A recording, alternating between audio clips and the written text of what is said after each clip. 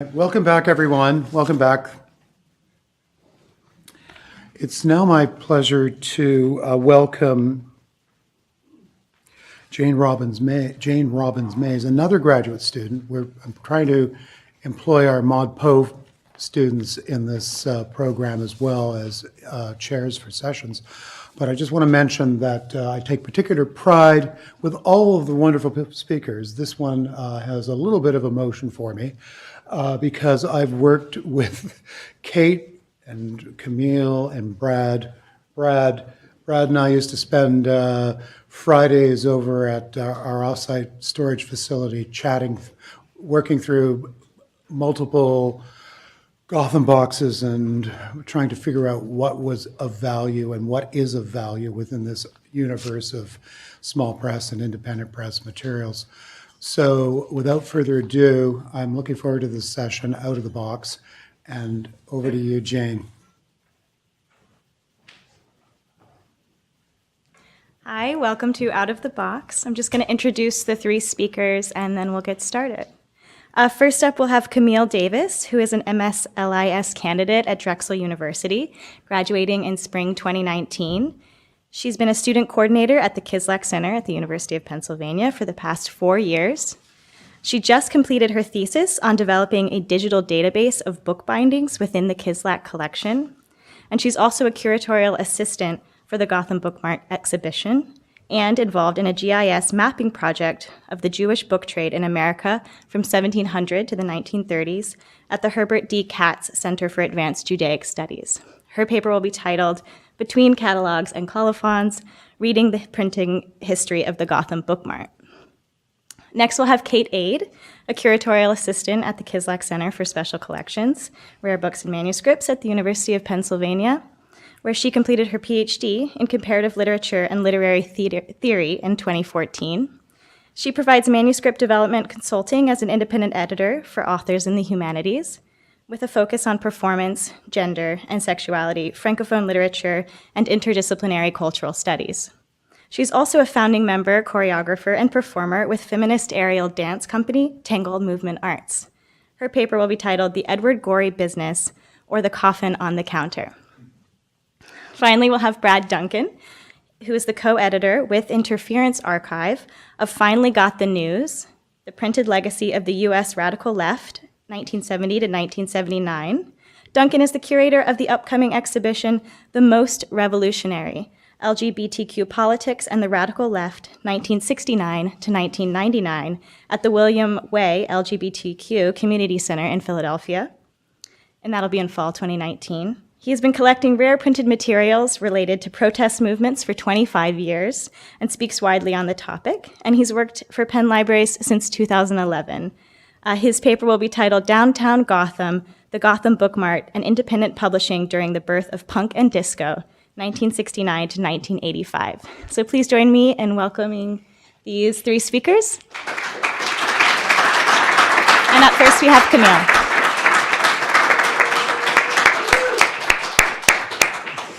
Thank you, Jane.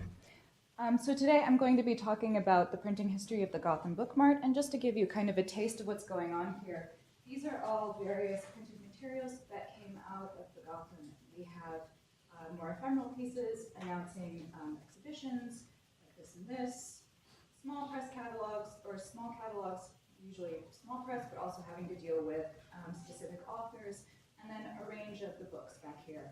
And today I'm mostly going to be focusing on the books. So before I begin, I'd like to thank all of our colleagues at the Kislak Center for their amazing work in bringing this all together to provide us the opportunity to share and discuss this processed collection. I would also like to recognize Kate Aid and David McKnight for involving me in this conference and organizing it. I would especially like to give many thanks to David for involving me in this project. David has not only been the mastermind of this, but he has also been the one to suggest the idea of me focusing on the Gotham Book Mart printing, history of printing, and the implications that it may have on certain aspects of modernist book history to me. It has been a fabulous opportunity to dive into a spectacular breadth of material history, and I'm very grateful for it. Today, I'd like to discuss how, as the Gotham Book Mart's literary reputation grew, both proprietors of the GBM had their roles expand beyond that of just bookseller. Steloff and Brown respectively also served as literary patron, impresario, and at times friend, confidant, and publisher. When someone would ask Steloff what made the GBM special as a bookstore, she affirmed in Touch with Genius that it was our concern for having books that customers would naturally expect to find within our specialties. Another distinction was the service. In her service as a publisher, she had two purposes. First, to support her surrounding community of modernist authors who might otherwise not have certain publishing opportunities, and the second, to provide her customers with luxurious, though affordable, literary objects. Sometimes these two purposes would align, as they did in André Gide's Persephone. Later, when Andreas Brown became the owner of the Gotham Book Mart, he would expand upon these roles. His background as a postcard collector and manuscript appraiser meant that he understood how to make the Gotham imprint appealing to an audience of collectors. In doing so, he too built partnerships with national and international artists. Today, I would like to explore the relationships that Steloff and Brown respectively cultivated through three instances of artistic partnerships specifically: Steloff's alliance with the Banyan Press to publish André Gide's Persephone, and Brown's market savvy in producing Samuel Beckett's All Strange Away, and Patti Smith's Ha Ha Houdini. Where these publications align is in the purpose of producing unique literary experiences for those who could afford it. I would also like to suggest, through these object studies, that Steloff and Brown were at the center of a complex network of book dealing in which they played multiple roles for these respective clients. It is likely that Steloff priced her books with several goals in mind: to produce high-quality books and make them available in a low price range for those she wanted to support, all while making a small profit. As an advocate for and a distributor of non-commercial little magazines, as well as small press and independently published works of poetry and fiction, Steloff might have seen her publications fitting within a category of books for writers and artists that might not have lucrative funding opportunities, but wanted textual engagement with other artists of the time. In an anecdotal moment in Wise Men Fish Here, Steloff recalls chasing down a patron after seeing him pocket a book. Upon being confronted, the man declares, "There it is, take it. I'm a playwright and can't afford to buy it." In relating this, I do not wish to imply that Steloff never sold books for collectors specifically in mind. Jude Davies reminded us through his discussion of Theodore Dreiser and H.L. Mencken signing books in the GBM that Steloff made book signings an event, and that these same signed copies have made their way to collectors. But I also wonder if this anecdote is to be believed, if it might have been one of the moments that Steloff realized that she might have a market for books at more affordable prices.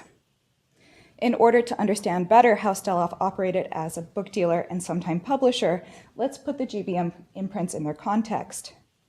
GBM became famous in its time for producing a semi-annual list advertising its stock known as the GBM Currents.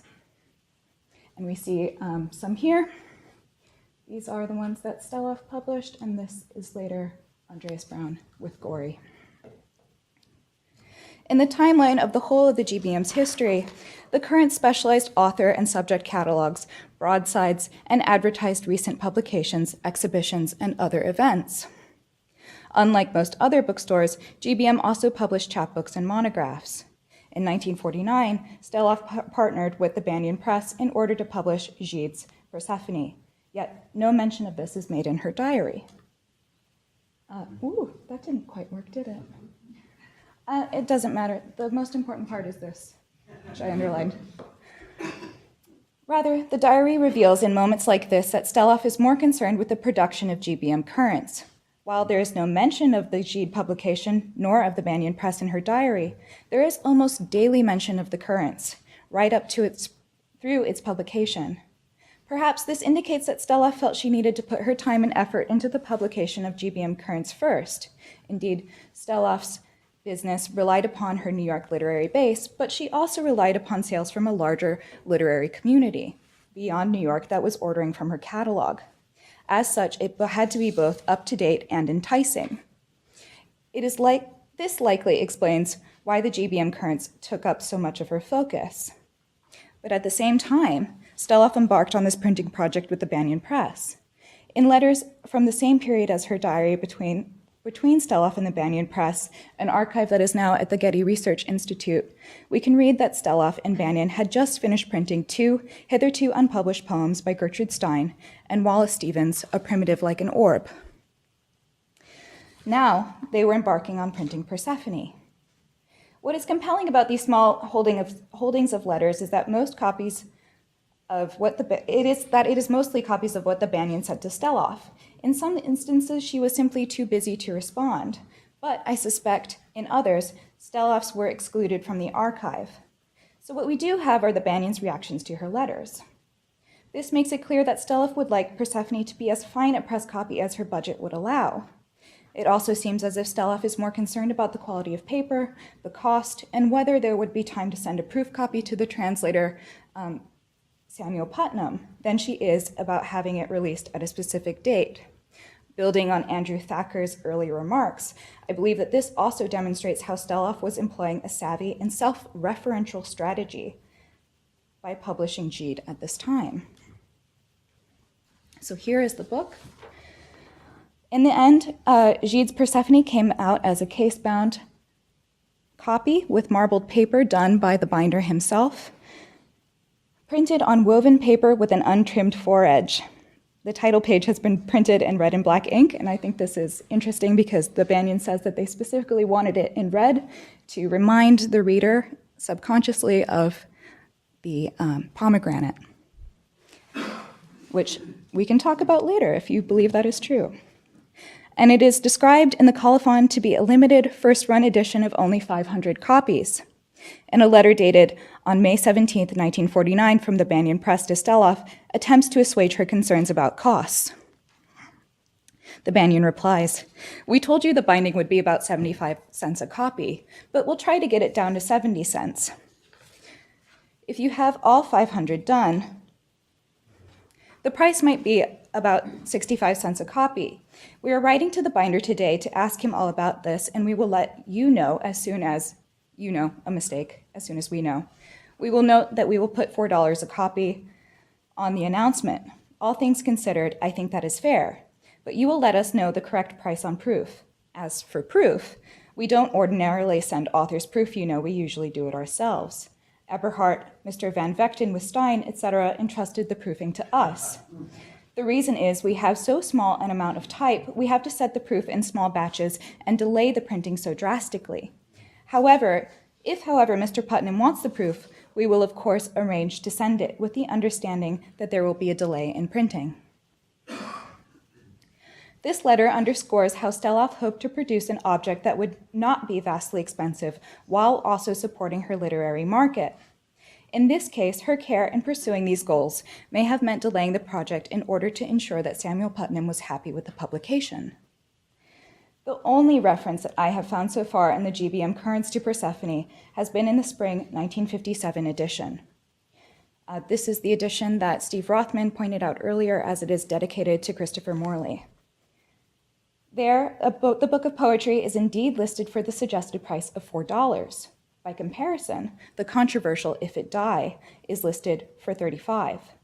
While this price point may have been a gesture of goodwill both towards a literary community that would appreciate a fine press copy at an affordable price, I also believe that Steloff may have been nodding to her own past with this publication. We recall that Steloff, as a book dealer, had to go to court over the selling of André Gide's other book, If It Die, in 1939, only 10 years before the publication of Persephone. Notably, this edition of the Current points back to that more famous publication. Publishing Persephone may have been a clever way of supporting Gide's, quote, clean work while winking towards his, quote, dirty memoir, and thus reminding her clients of its existence. It's also interesting to note that there is a typo. So I leave that for you to interpret. And this is just to kind of keep in the back of your minds. This is a copy of Persephone that's currently on the market. I don't believe that it's signed, which will play into what I will discuss later, but it is currently the most expensive one on the market. The least expensive is $6.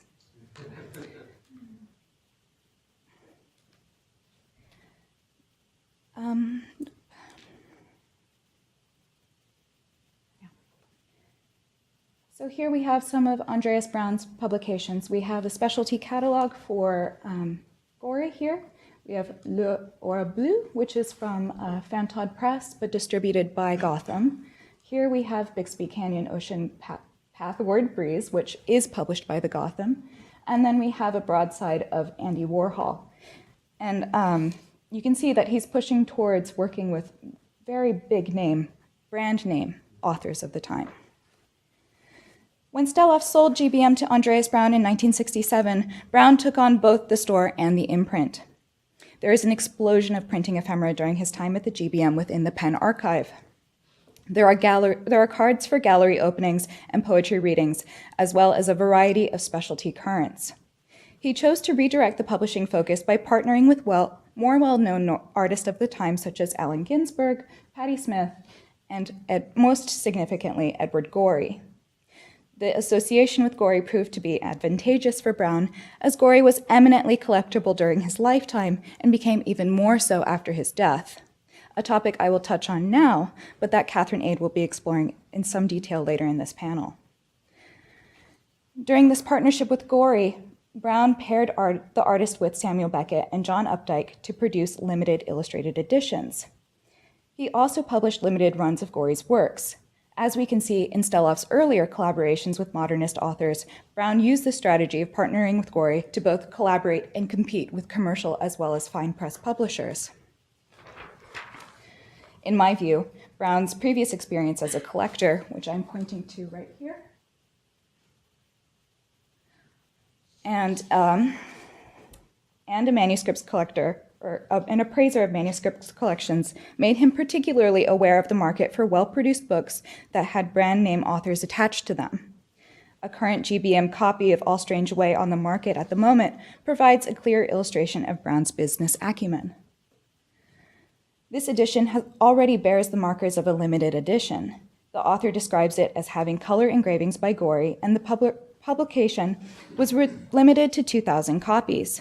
This copy is described as having a laid-in note that purports that it is one of 5 copies inscribed by Beckett and signed by Gorey. It is made more valuable still, as it was signed particularly for a major Gorey collector. The other 4 signed copies were inscribed to the publisher, Gorey, the printer, and the binder. This is the same strategy that Brown employed with the publication of Patti Smith's Ha Ha Houdini, of producing copies intentionally for collectors. These editions of the same book show how he sought to provide a more elite literary community with a singular experience. As we can see with Smith's publication on view now in the Goldstein Gallery, Brown offered the same book at 3 different price points. The first edition was more of an artist's book, with its form and function aligning. Just as Houdini is shown in Bonds on the cover, so too was the book under lock and key.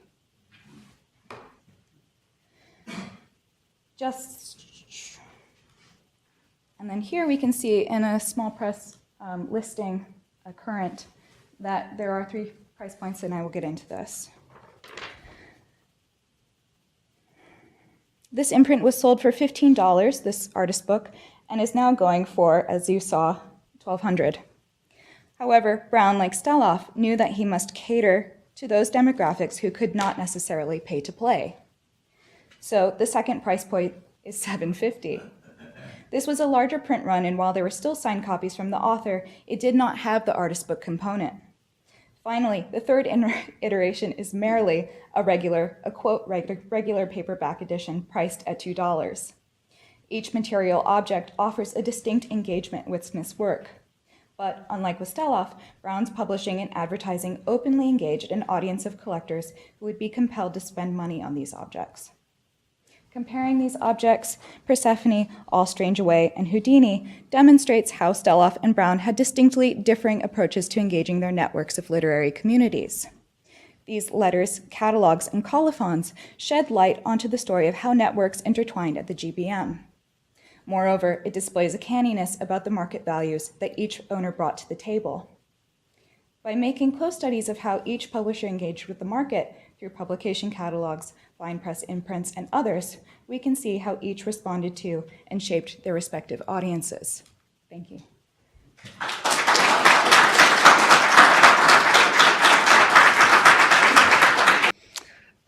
thank you, David, for involving me also in this project and for directing me to Gorey. It's been a real joy to work with this portion of the archive.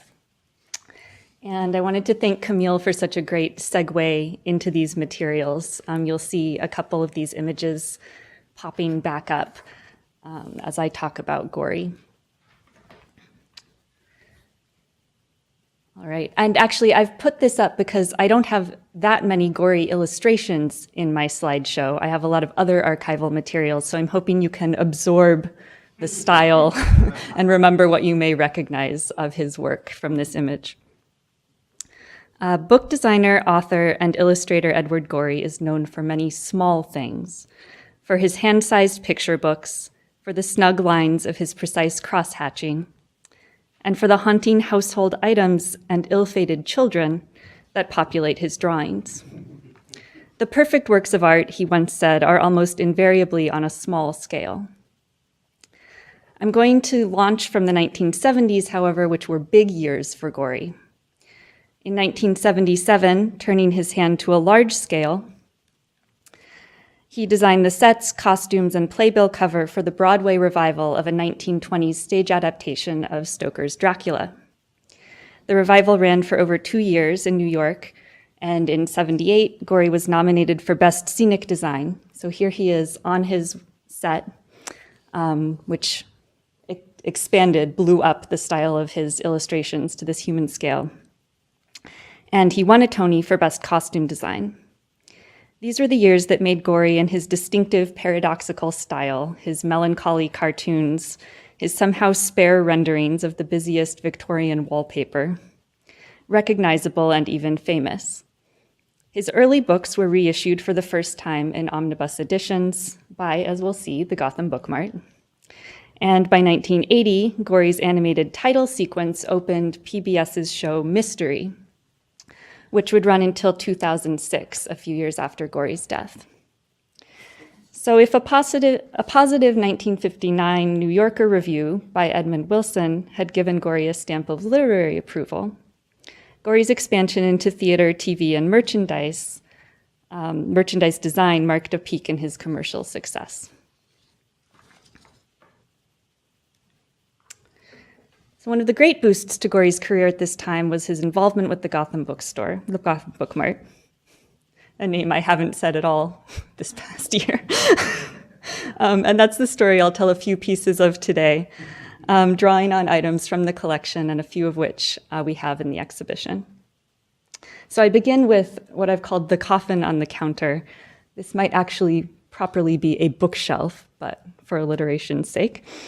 Not only because it evokes the crime thrillers that Gorey loved and harkens back to the John Beller's Gothic mysteries where I first saw Gorey's cover designs as a kid, but because it symbolizes the symbiotic relationship that flourished between Gorey and the shop.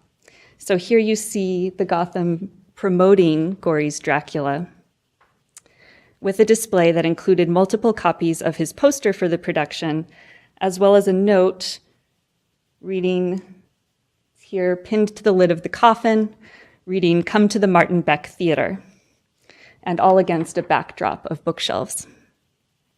Dracula was neither a book nor a Gotham product per se, but Gorey, already a well-established commercial illustrator and book designer and a New York cultural fixture in the worlds of film, ballet, and books, was becoming an integral part of the Gotham world.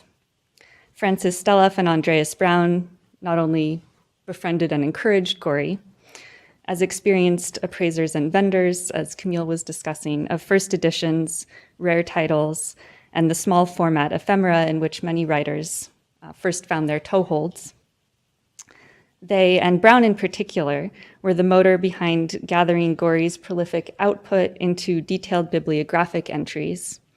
And Camille talked about Brown relying on Gorey's collectability, and I'm going to talk a little bit about how Brown also helped to make Gorey more collectible by producing this bibliography. The Gorey series here is now a separately cataloged subset of the Gotham Book Mart collection, and it testifies to the 4 decades during which Stelloff and Brown went from stocking Gorey's early titles to partnering closely in the production, promotion, and management of what we might call the whole Gorey business. A liberty I allow myself because Gorey was always punning on his own name. Reading reviews and curatorial statements about Gorey is fun because of what his recent biography, Mark Derry, who was also briefly in 1983 a clerk at the Gotham, calls the oxymoronic catchphrases that critics use to try to capture his style. So the discreet depravity or the high camp macabre, both poetic and poisoned, that leaves a reader full of amused apprehension. And Francis Steloff, I think, may have had a similarly wry sense of gallows humor years before meeting Gorey. We've talked a lot at this conference about the Finnegan's Wake, the launch party. We saw a better image of the actual invitation in Paul St. Amour's presentation. This is as it's reproduced in Steloff's 1975 memoir, Inviting Mourners. And she later recalled dust jackets all along the edge of the window with ruffles of black and purple framing them, a large casket-like jewel case in which the proofs of Finnegan's Wake reposed between two tall memorial candlesticks, and the picture of Finnegan turning over in his coffin. So Gorey's work, which was both literally theatrical, stage sets, and dramatic on the page and relied on the tropes of dance and theater, apparently lent itself to a similar form of promotion. Perhaps when Gorey and Steloff met in the late 1950s, they recognized a common knack for melding print and theatrics. But whatever the germ of their connection, Steloff offered to sell Gorey's first solo publications on consignment. And by the late 90s, he listed her among his personal heroes in a Vanity Fair interview, acknowledging the important role the Gotham had played in his career. And I thought I'd give you a little background about Gorey. There are lots of severe black and white photos of him in his trademark fur coat. Here he is with one of his cats. He was born in 1925 in Chicago, began drawing train cars, legend has it, at the age of 3. He took courses at the Art Institute of Chicago, was drafted into the Army in 1944, and while stationed in Utah, according to entries that Brown later found in Gorey's wartime diaries, he probably placed his first mail order requests to the Gotham at that time. After graduating from Harvard, Gorey began his career in commercial illustration in Boston, and then he moved to New York, where he produced over 50 covers for Doubleday Anchor.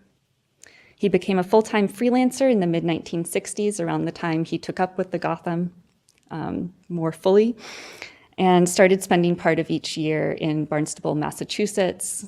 After the death of Balanchine, whom he adored, he moved full-time to Cape Cod, and he died in 2000 at the age of 75. He was enormously productive. He produced over 100 of his own books, and lose track of my slides. A guide to these books, as well as his posters, postcards, dust jackets, and prints, lists an additional 80 publications to which he contributed illustrations, such as Woolf's comedic play Freshwater, and 39 others for which he provided title pages, chapter headings, prefaces, or end papers.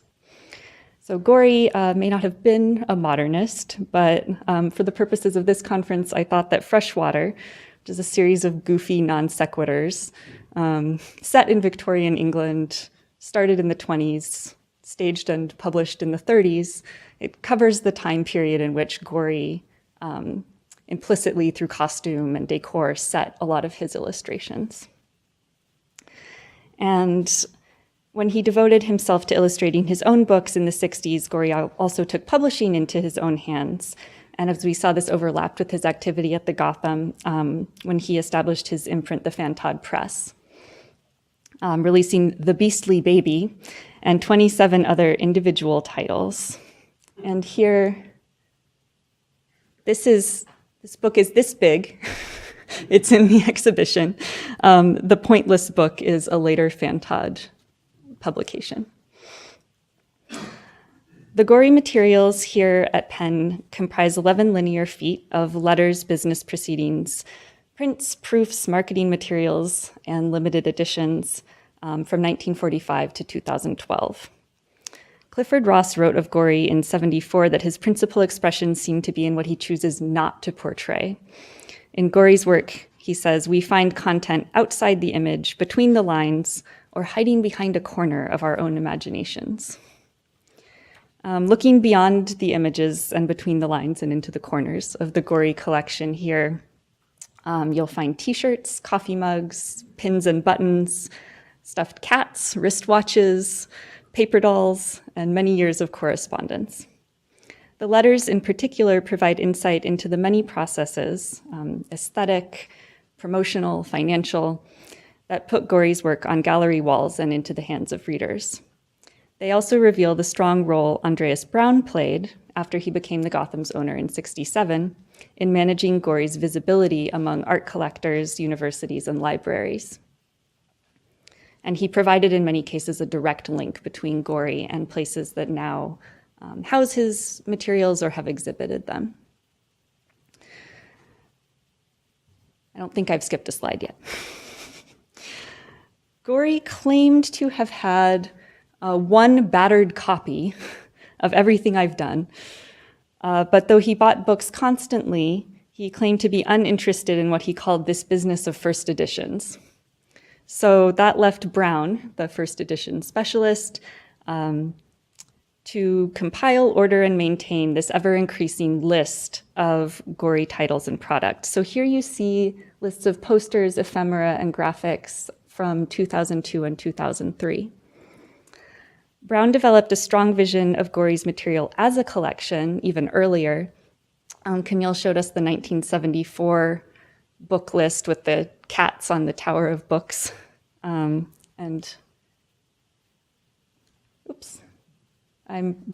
Nope. Little delay. All right, I'm bringing that back as well here to show that Braun recognized the potential profit in making the Gotham somewhere where everybody could come find their Gorey materials and collectibles. So he stocked Gorey's books, he hosted receptions to launch them, all in the spirit of what we've seen that Steloff did for many other authors.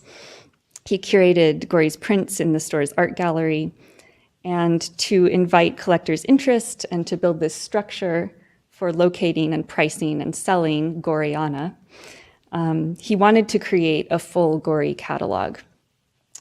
And so far as I can tell, he didn't himself end up publishing that full catalog, but there are a number that now exist, and everyone's acknowledgement pages thank Andreas Braun for his support in that project.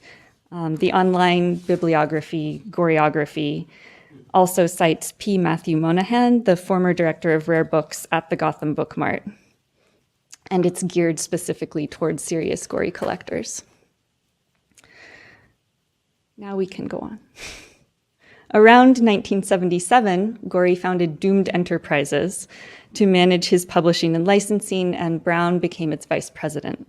So this is not a great image, but I've cropped it so that you can see that the Gotham's address is Doomed Enterprises location and Gorey's place of business, and you can see Andreas Braun and Gorey at the bottom of the letterhead. In Gorey's own words, then, Braun made him a cottage industry. The Gotham sold all the articles I mentioned earlier, as well as calendars, stationery, all printed with Gorey's distinctive drawings, and they typed out prices and item descriptions on little blue cards that have the Gotham logo on one side. Correspondence in the collection shows Braun also inquiring after early Gorey dust jackets, considering quoted prices for materials on sale elsewhere, and prompting libraries and universities to consider displaying Gorey's work. In some letters, Braun seems to have been tidying up after Gorey, asking after copies of things that he'd only just learned existed. So,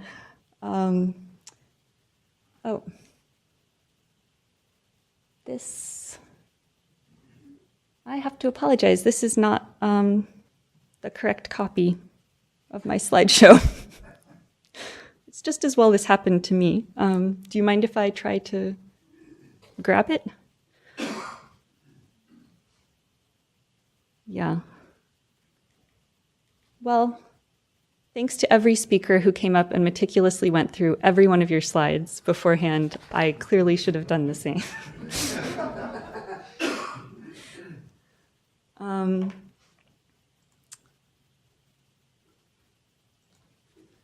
So I'll tell you about this letter from Scholastic.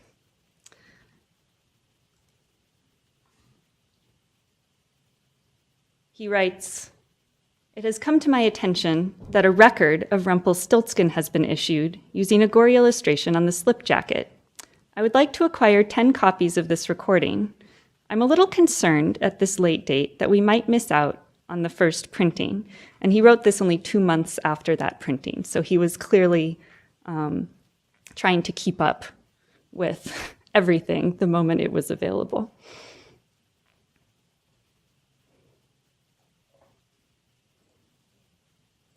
I apologize for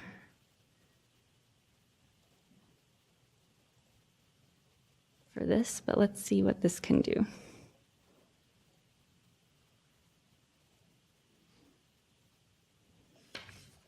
All right. In other letters, he's corresponding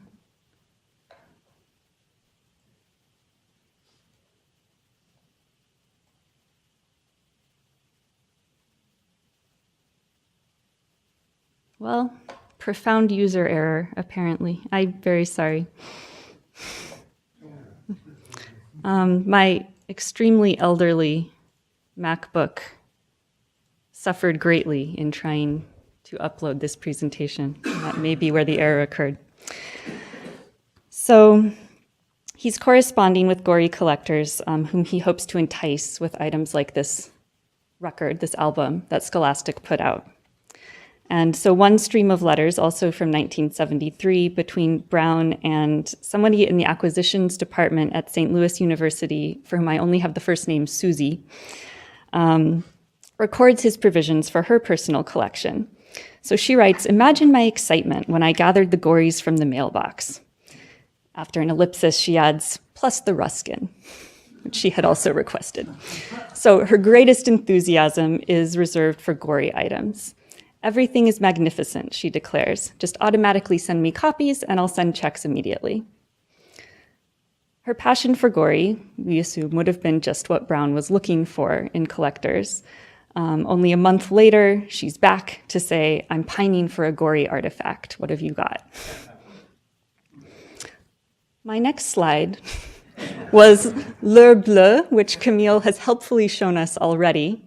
And it's the facing pages with the blue, black, and white illustration and the spare caption on the side. So I had pulled that up to talk just a moment about how many Gorey books are unique material texts. And Gorey designed his books with close attention to their construction. We have letters to and from Saltworks Press that suggest that Gorey helped to stitch some of the books that he published there.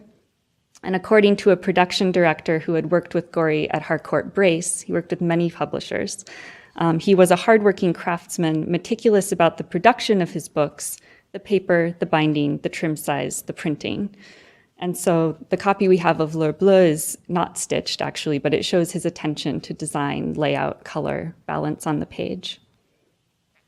Gorey once said in an interview that he wrote most of his drafts longhand with a calligraphy point fountain pen and then finished them on a typewriter, adding his meticulous illustrations. And then Camille also showed us the All Strange Away page with Gorey's signature and the number.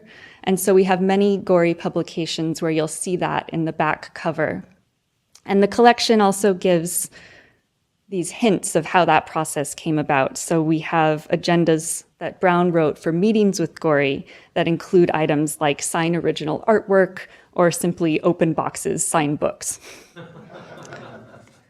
And I really do wish I could show you the anagrams. Let me see if any of these got dropped in here. All right.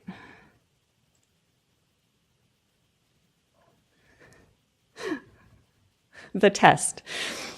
So on these scraps of paper, Brown has helped to brainstorm, or at least to check off, the letters of Edward Gorey's name. So we can see that he had a hand in producing, or at least confirming, these anagrammatic pseudonyms that Gorey published under, like Wedgie Roared, Greedy Dower, and Groedo Weird is down in the corner over there. So Brown supported both bureaucratic and aesthetic areas of Gorey's work, and after becoming vice president of Doomed Enterprises, he not only managed correspondence with publishers and lawyers, but he gave notes on fonts. When Gorey started working with Pomegranate Communications, another publisher, Brown gave notes on the colors being assigned to Gorey's original black and white illustrations. He approved mock-ups and contracts for new merchandise as well. Beginning with the Sopping Thursday in 1970, the Gotham Book Mart also helped to define Gorey's publishing trajectory, as Camille discussed with the imprints, producing 15 books by Gorey and an additional 5 that he illustrated, of which one was All Strange Away. Brown also came up with the idea for anthologies, Amphigory, Amphigory II, Amphigory also, and after Gorey's death, Amphigory again, that reprinted out-of-print Gorey titles. There's a slim chance that in this dark archive I have for you the proof page. Nope. However, I'll show you this one. We have a proof page from the first edition of Amphigory again, with Andreas Brown's annotations on it. For Amphigory 2. And then this is Amphigory again after Gorey's death, where Brown is considering what to include. My favorite thing is on the far right, the question mark indicating Gorey's uncertainty, followed by another question mark. And the quote I had pulled out here appears in the back cover of the 1974 Yellow Cat Book Tower book list. So we can tell that Brown was communicating closely with collectors, saying, I know you all want another collection, category, which the Gotham Book Mart printed of Gorey's illustrations, and we've had printing delays, but we promise it's coming soon.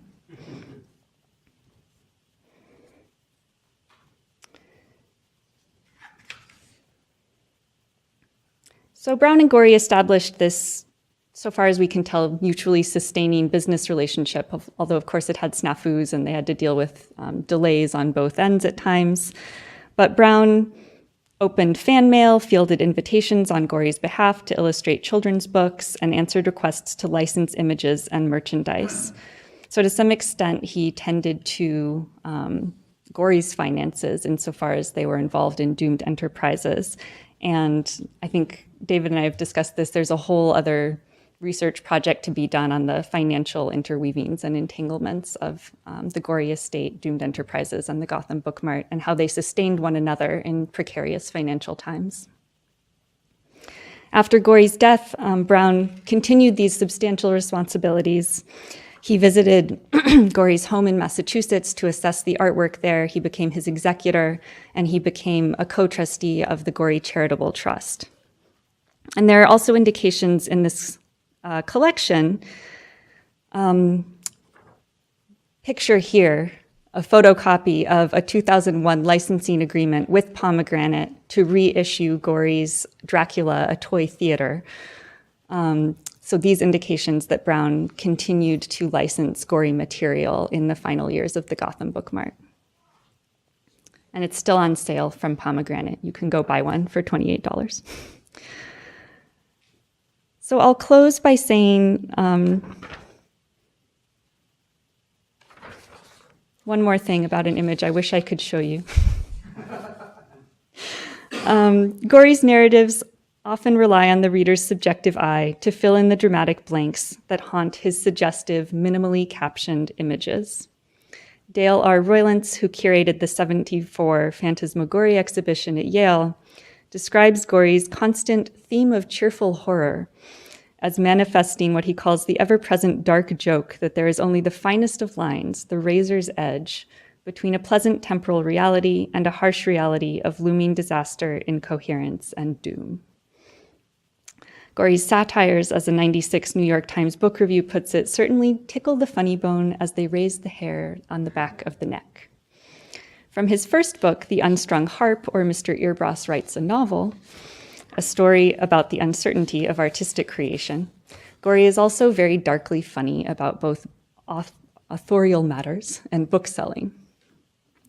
So, a letter here from Stephanie Green at Stephen Green Press in Brattleboro, Vermont. Also in the 70s, she wrote to the Gotham hoping to purchase a print she had seen with a Gorey illustration. It has on it John Locke's excoriation of bookselling, which reads, "Books seem to me to be pestilent things and infect all that trade in them with something very perverse and brutal. Printers, binders, sellers, and others that make a trade and gain out of them have universally so odd a turn and corruption of mind that they have a way of dealing peculiar to themselves."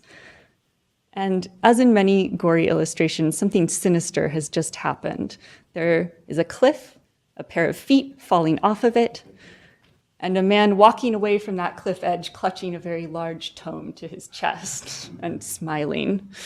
And so Stephanie Green writes to the Gotham Book Mart. She describes this print with this, what she calls leering figure. She herself is in the book business, so she calls it delightful. And that combination of delight and horror at book selling seemed to be something that Gorey had his thumb on. In 1978, People magazine had imagined an epitaph for Gorey, and on that note, it turned out to be rather apt, so I'll close there. Grim fate brought him to this sad, low condition, but remember, his headstone is a signed first edition. Thank you.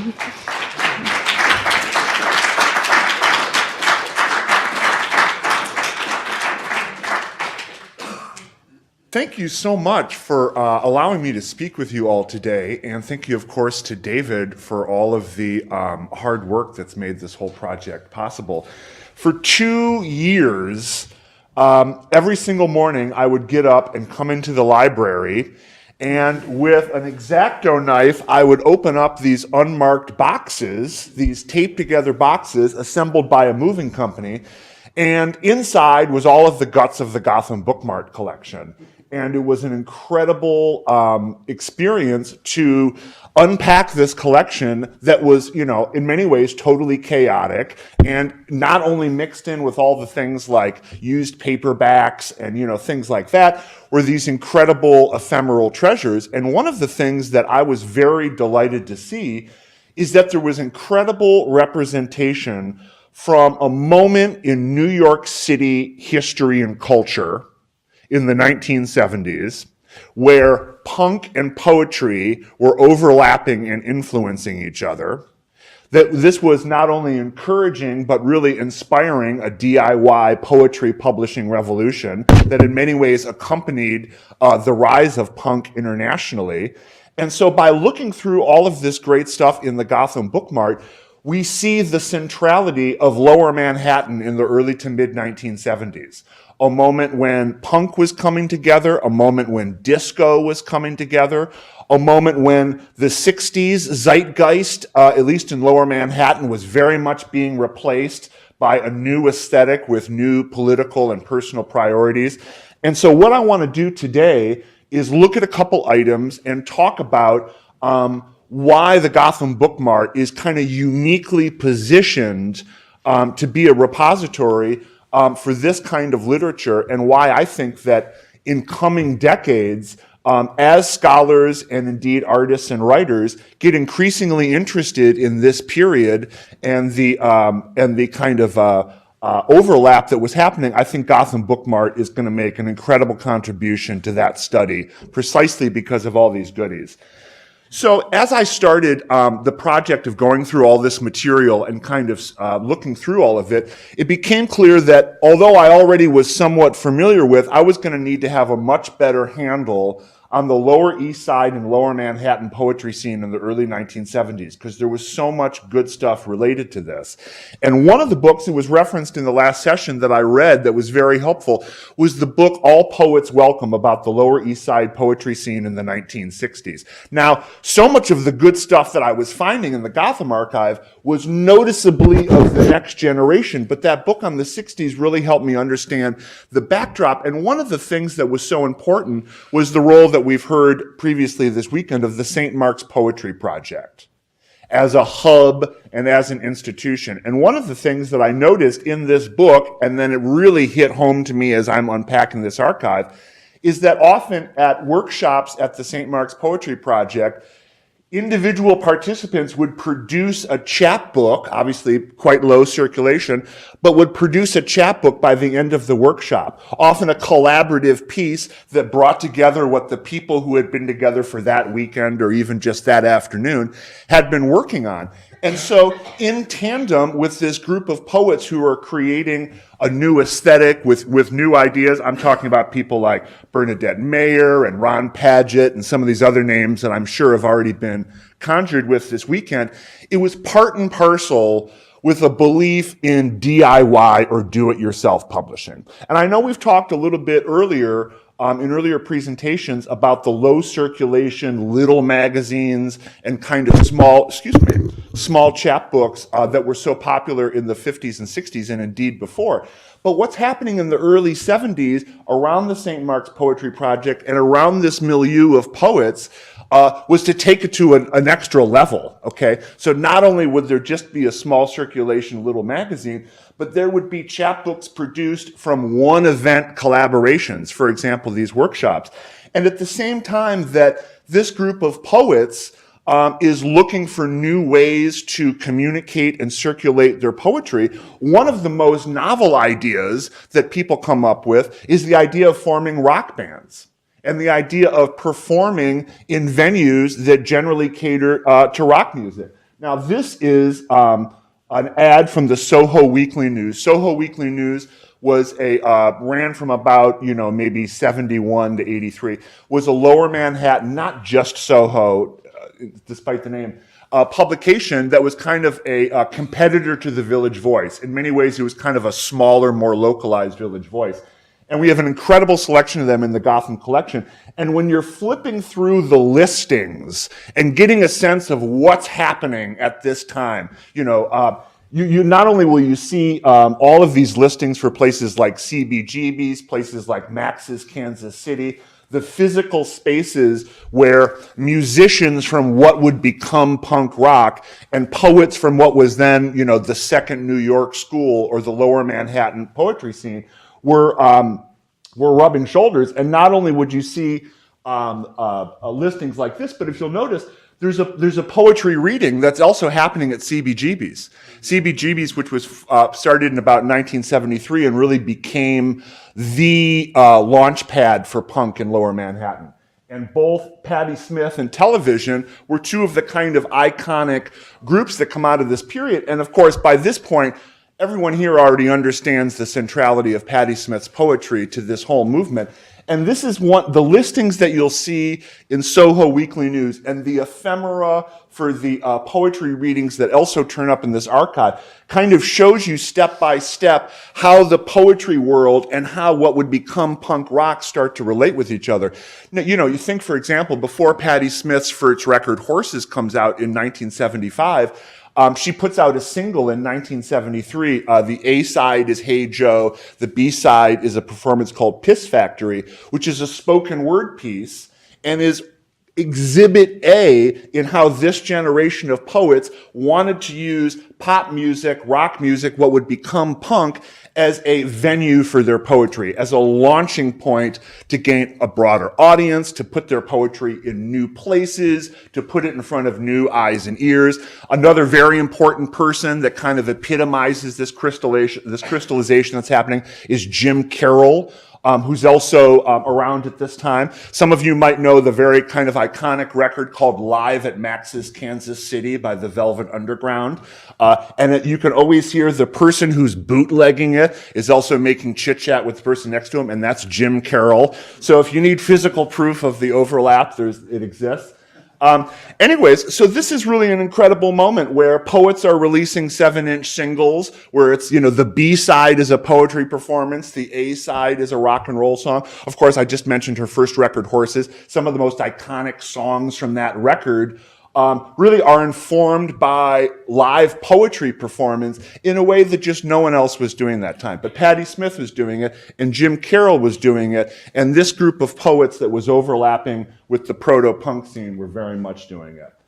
I also briefly mentioned that one of the things that was so terrific about the Gotham Bookmark Archive and how it captures the kind of counterculture of Lower Manhattan in the early 1970s is not just that it grabs the Venn diagram of proto-punk and poetry, but that the Gotham Bookmark was an incredible repository for periodicals related to just the nightlife of New York City, to arts and entertainment magazines, to periodicals that were just about concert listings and goings-on that did not have a regional audience.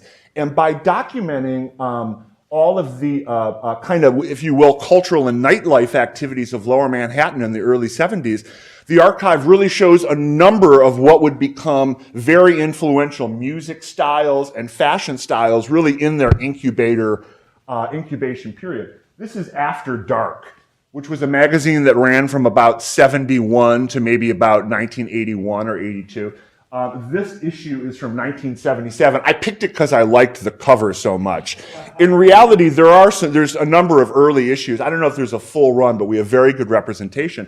And it really shows the birth of disco.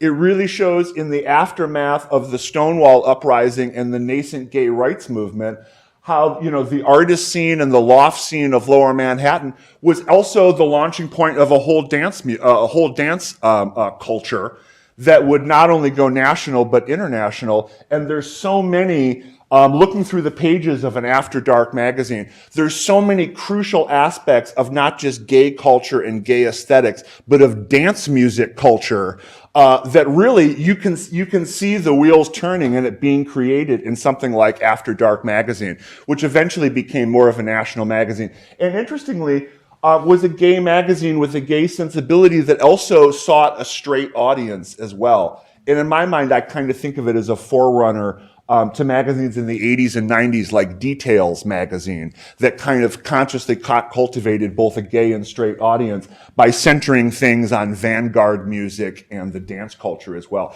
And one of the things I want to mention is I put together a pop-up exhibition that's in the Lee Library that's right over here. And so even though I'm kind of giving a couple little examples of these items right here, at the break, excuse me, I keep hitting that. At the break, you're all welcome to come and check out the exhibition. And I love discussing all of the minutia and getting deep in the weeds on all of the chapbooks, so we can do that as well. And I included some really tremendous, two great issues of After Dark from the very early 70s that folks should definitely look through. Another thing I wanted to mention is that, there's this, so we're talking about this period in the first half of the 70s where avant-garde poetry and proto-punk are cross-pollinating and are especially finding common ground on the shared love or commitment to DIY publishing, super small batch poetry publishing.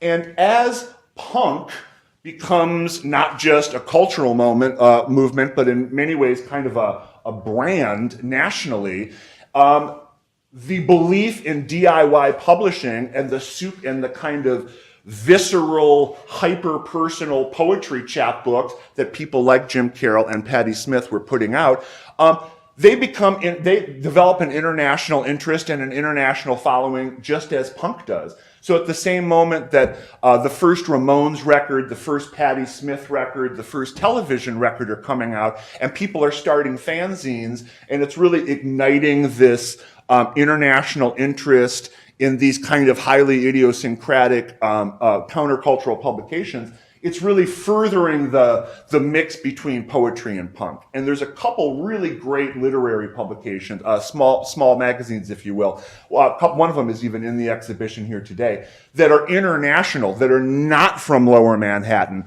that really show the way that the music subculture and the poetry were overlapping. One of them is called Soft Need, a German publication.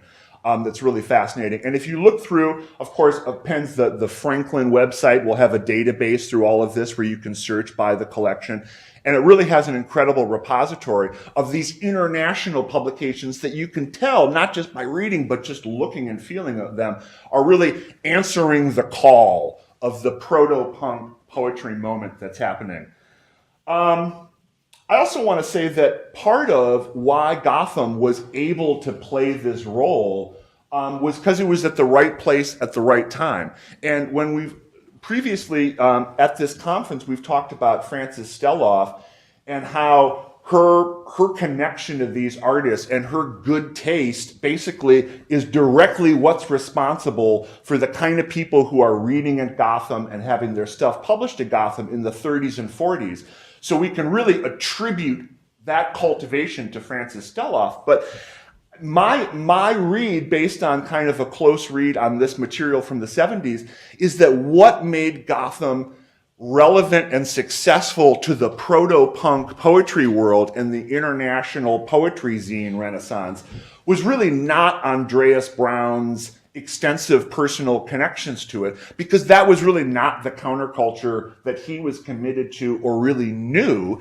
It was because Gotham had such a pre-existing reputation as the place where you send your poetry, as really being in many ways the one stable retail outlet for things like, poetry chapbooks, that really it kind of all Andreas Brown needed to do was just kind of let it happen. And when people sent packages, with their little magazine from Topeka, Kansas, with a little note that says, I would love to sell these on consignment, but even if you can't send me consignment, I'm just glad that Gotham Book Mart has my material, which of course were little notes. And going through all this stuff, I saw a lot of little notes like that. Basically, it was just a magnet. And the fact that it then had the Patti Smith seal of approval and that it had some kind of seal of approval of the other, key figures in this milieu meant all Andreas Brown had to really do is not say no to the weird stuff that came in the mail.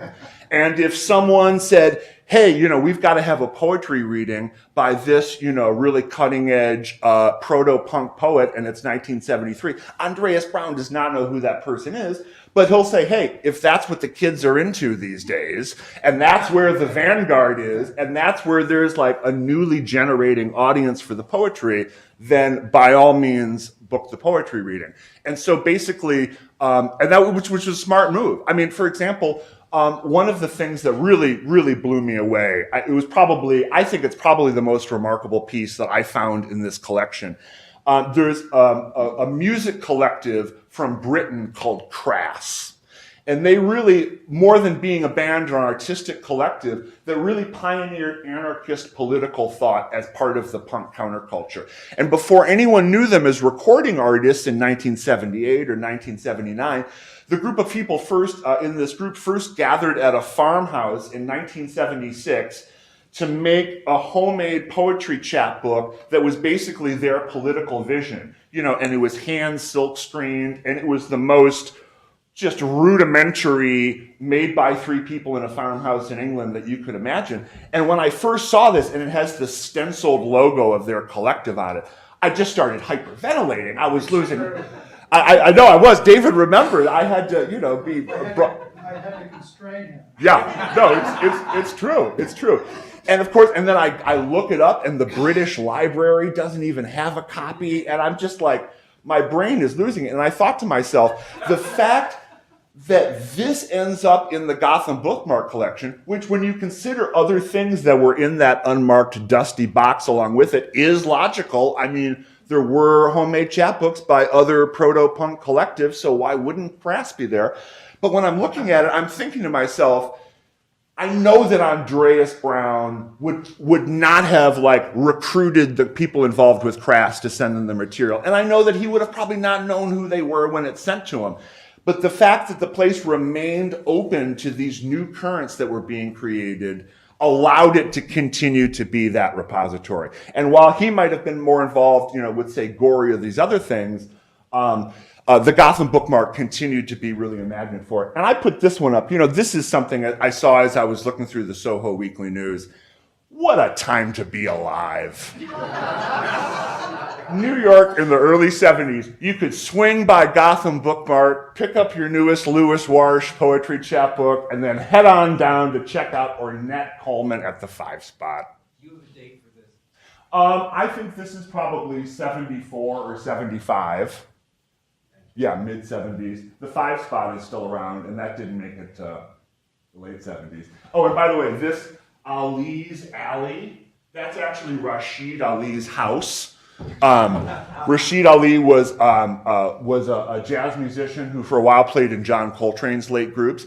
And when all of the nightclubs, places like the 5 spot or Slugs, either closed or no longer were really cultivating avant-garde jazz artists, Rashid Ali and people like Sam Rivers, also who started Studio Rivby, would open up their homes and basically have a potluck dinner where people would come and pay and see kind of the vanguard acts of avant-garde jazz, sometimes called the loft scene. And believe me, this was geographically happening at the same place and involving a lot of the same individuals as the previous movements that I was referencing. So it just kind of like fleshes out exactly kind of how dynamic that period was. This is from the mid-'80s, and this is a Portable Lower East Side, ran for some time. And the reason I wanted to include this is not just because a lot of the poetry and writing in it is definitely influenced by a punk aesthetic, and you can tell, I'm projecting here, but that a lot of the people who were writing it and who were based in the Lower East Side had specifically moved there for proximity to the literary community that had been created there in the early 70s, and essentially were people seeking to be a part of it. And there were so many great, in the Gotham Bookmark collection, hyper-regional New York City poetry publications that in one way or another are kind of the after ripples of this, the kind of what I'm calling the proto-punk poetry moment of the early 70s. And the Portable Lower East Side is a great example. There's really dozens of examples that are in the Gotham Bookmark collection. There's a couple that I've included in the pop-up.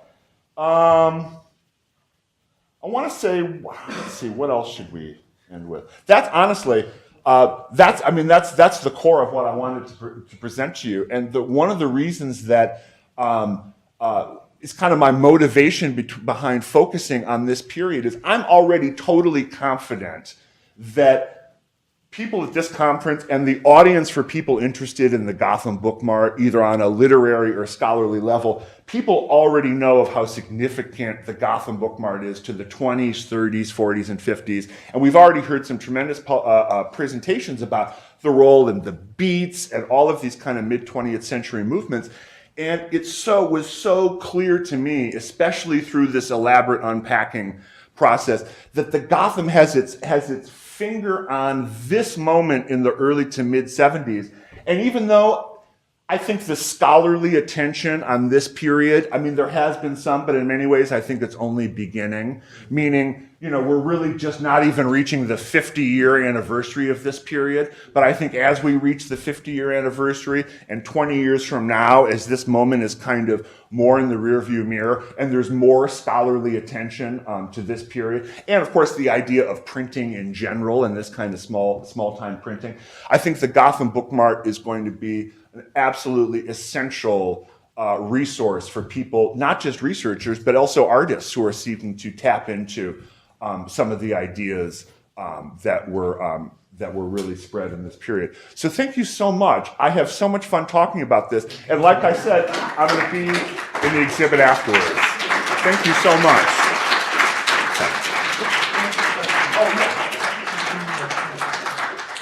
I just I'm sure you've seen the book, Do You Have a Band? The Daniel Kane. Okay, because you didn't mention that. And Yeah. that has a very interesting discussion of the different perspectives around method and community, working as we were at St. Mark's, working so much in tandem with one another, and then more solo acts. But just to mention, Patty had her first reading at St. Mark's. I don't know if you knew that, and Jim Carroll worked at St. Mark's. Patty was in a workshop with Bill Berkson. I mean, there was much more, interconnectivity. I mean, she's been a close friend for many, many years. So that, that book, I think Daniel's book is very helpful in this research. But thank you so much for bringing that in, and extraordinary the way Andreas had such a radar. Yeah. Specifically with Patty, it's really inspiring. Yeah. Thank you so much. Thank you. Thank you very much. So my question is more for Brad. So you use the term magnet for the Gotham Book Mart. I guess my question is more, could you say a few words about the Gotham Book Mart as a community, bringing people together, basically? Yeah, I'm trying to think of what I would say that's unique, that's different than how other people have already kind of, in some ways, described it as a community. I think one thing that's the fact that it was a physical space that was, however lowercase r, a retail outlet for this material that gave people, it physically created the community by being kind of an intergenerational clearinghouse, And I think one of the things that's important about the period that I've looked at a lot in the first half of the 70s is that as the generation that I'm describing is coming to Gotham and hanging out in Gotham, the 50s generation have not gone away. And are also in that space. It's not like there was a 1969 changing of the guards where, Jim Carroll showed up and the hippies left. I mean, there was there was a continuity of communities that was able to happen in a geographic space of a bookstore that I think is very important. If I can add on to that, it's also in the roles that each person was playing, right? We see them as patron, provider, publisher. They are multifaceted roles. There are plenty of letters as well where people are reaching out to Andreas Brown and saying, I have a small publication in Kathmandu. Please tell me what my balance is so I can publish more so that you can sell them. By the way, can you send me these books? So in that way, not only are they selling, they're providing money back to these communities that are not gaining as much money, and they're also providing them with a sort of Western canon as well. I think it's pushing the boundaries of what we normally consider patronage to be. And I think we can see that in more than one artistic movement.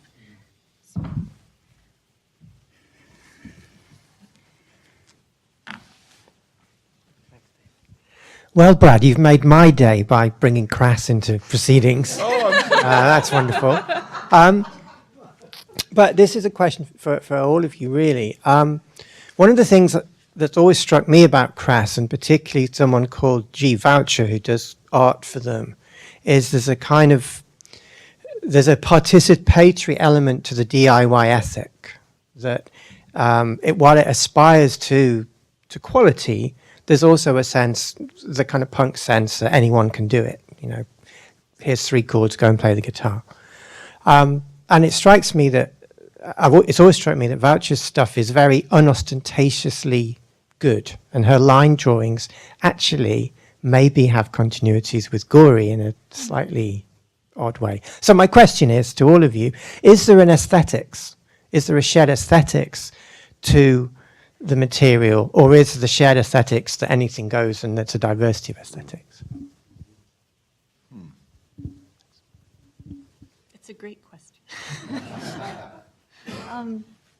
I don't know. I think the DIY links to Lisa's question about community and the idea that anyone can be involved. And I think Anne spoke about the uptown-downtown connections this morning, because I was thinking in the early 70s, we have the materials Brad just shared.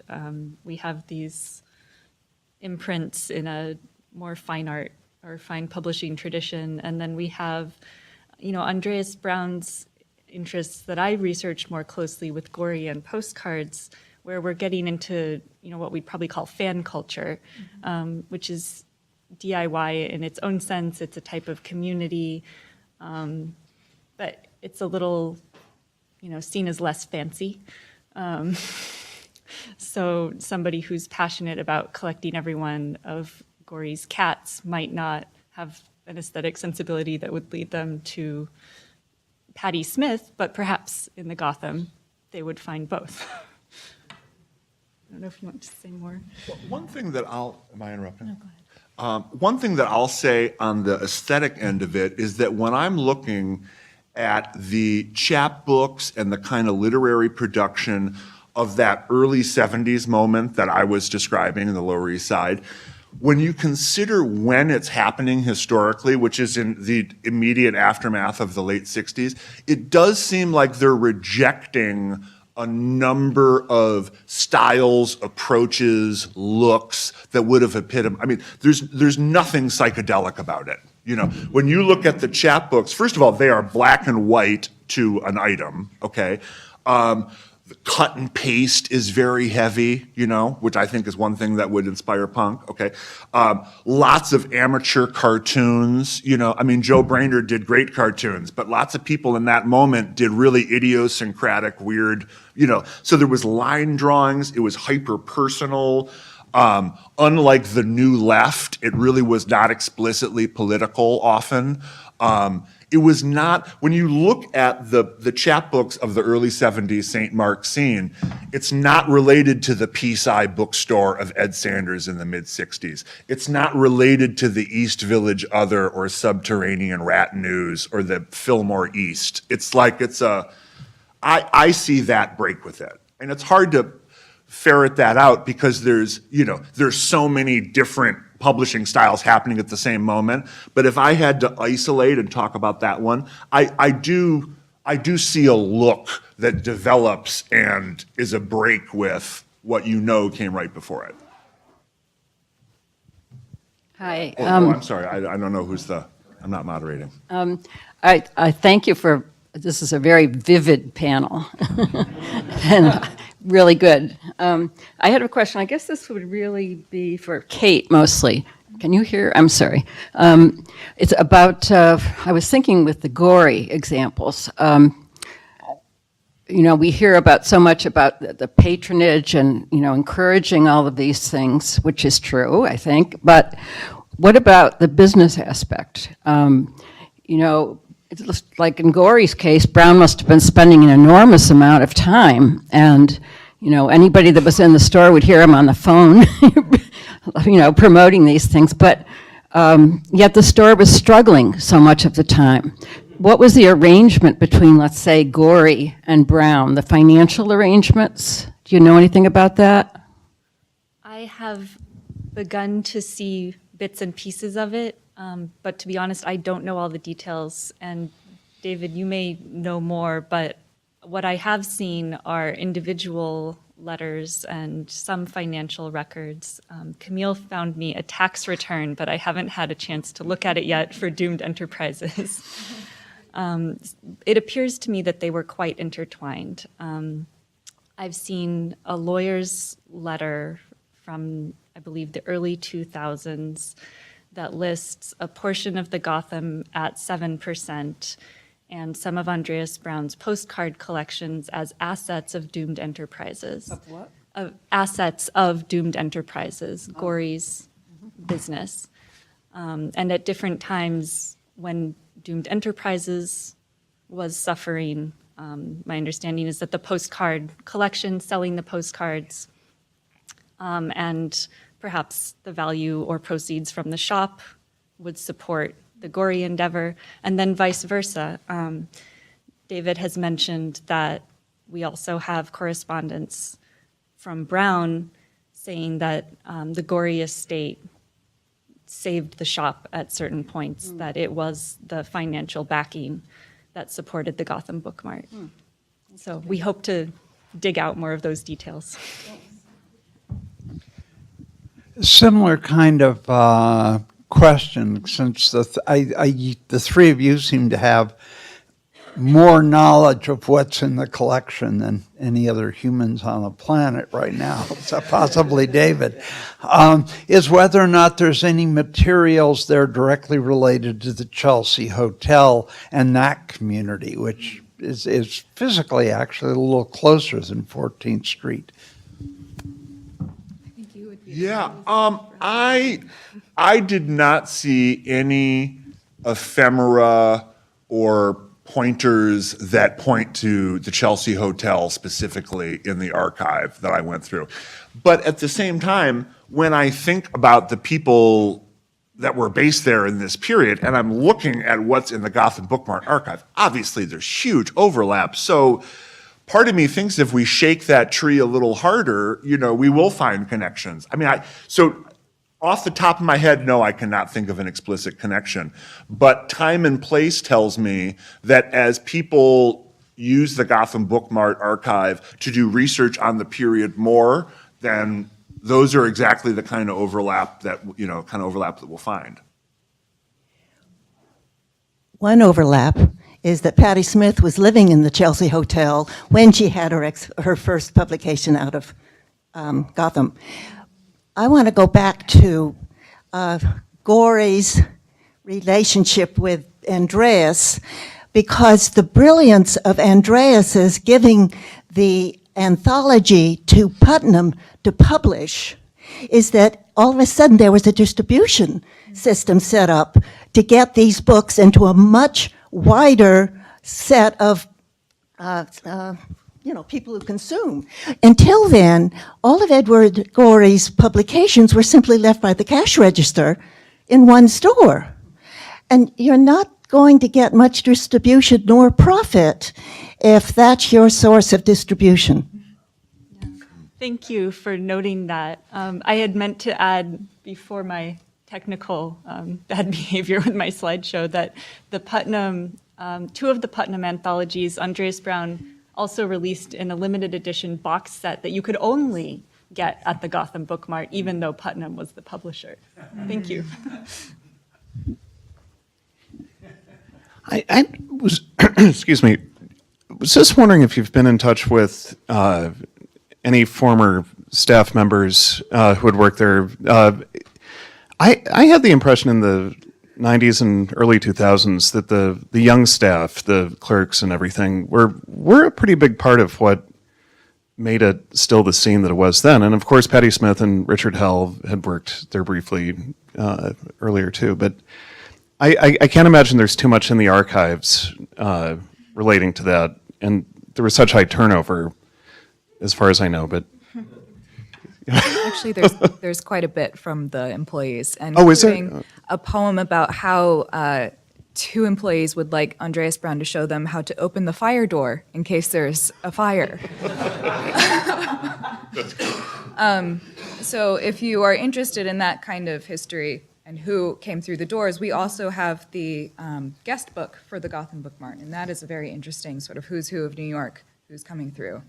But no, I don't believe any of us have been in contact with anybody who worked there, unless I'm mistaken. I think we have time for one more question. Is that one of the young female employees of Gotham is now running the Rauschenberg estate out of Florida. That's very interesting. Thank you. So we have one more question. Yeah. Sorry. You spoke a little bit about how the different aspects of the Gotham Book Mart sustained each other during economic crises. I'd be interested a little more about like aesthetic choices or trade-offs that were made during like the 30s and the 70s and how they were able to sustain themselves through that, and sort of like what fell off, if anything fell off during those times. I can kind of take this. So one of the things that happens in the war period is that Steloff produces a magazine, a small magazine, that has surrealist art and modernist poetry combined. And it's sort of like the Poets of the Month. And we can kind of see that everybody is kind of having the same idea for the Poets of the Month. But of course, the war hits. And it is my belief that she ran out of paper or ink things like that. And she even gets a letter from William Carlos Williams asking if she can find him some way of being published. Again, how these networks intertwine. I don't know if he was asking in particular if she could publish him or if maybe she could reach out to others, because he mentions that the publisher he had been working with had run out of paper because it was the war. So that's something that happens then. We see that fall off of that magazine, and she never picks it up again, even though she has very big plans to do so. And maybe somebody else can talk about it. Okay. Just a quick anecdote. She was also an air warden. No way. During the Second World War. Wow. Wow. Which was kind of interesting. I didn't know that she was involved at all. She was. Mm-hmm. I'll also just mention that they are involved in job printing as well. So there are some things, some very minor poets who are part of the Gotham imprint, I think mostly because they gave her enough money to do so. Thank you again to our three panelists.